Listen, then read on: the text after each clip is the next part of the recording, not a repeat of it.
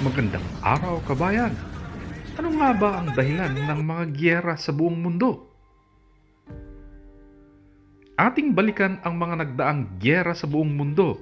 Isang dahilan ang tinatawag na Global Economic Depression noong 1929 kung saan ang unemployment ay napakataas. Mga negosyo ay bankrupt at dahil dito, ang political system ng bawat bansa sa buong mundo ay naapektuhan. Dahil dito, ang alitan ng China at Japan ay lumala sa Manchuria, China.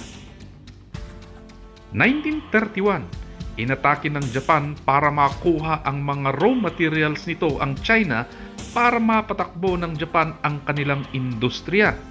1937, kontrolado ng Japan ang mga ibang probinsya ng China.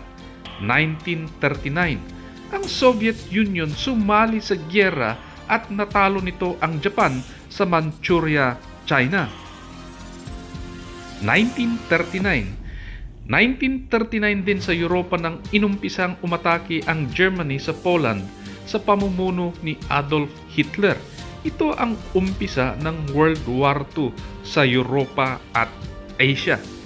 1941, inatake ng Japan ang Pearl Harbor sa Hawaii, USA kung saan ito ang lokasyon ng US Pacific Fleet. Dito nagalit ang United States of America. Nakisali na rin sila sa World War II. Sa panahon na ito, karamihan ng mga Asian at European countries at iba pang mga bansa ay lumahok sa pandaigdigang giyera.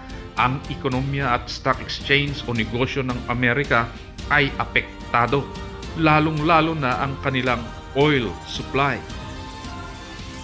Ang namatay sa World War II ay nasa 21 million military personnel at aabot po ng 38 million na katao. 1945 nang bombahin ng Amerika ang Japan ng 2 atomic bomb. Dito nagtapos ang World War II. Ituloy natin ang kwento. Sa panahon ngayong kabilaan ang mga civil war sa mga ilang bansa at pagsakop ng mas malaking bansa sa mga maliliit na bansa na may alitan simulat sa pool.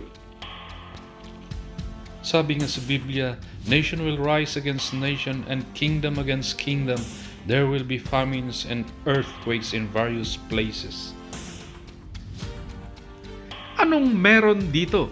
Tila yata naiipit ang Pilipinas dahil sa mga panggigipit ng China sa mga mangingisda at Coast Guard ng Pilipinas dahil sa mga island claims nito.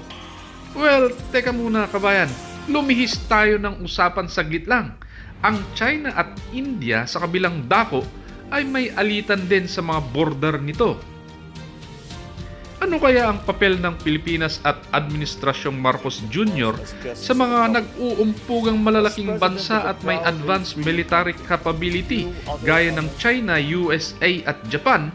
Ano kaya ang kahihinatnan ng ASEAN lalo na ang Pilipinas? May ibabagsak ba na naman ang Amerika na atomic bomb para tapusin ang umiinit na patutsadahan ng mga ito? Ang ekonomiya nga naman, kinukulang ba ang pangkabuhayan ng mga ibang bansa? May recession bahagya na huwag sanang maging economic depression. Huwag naman po sanang lumala ang kaguluhang ito. Salamat sa panunood, kabayan.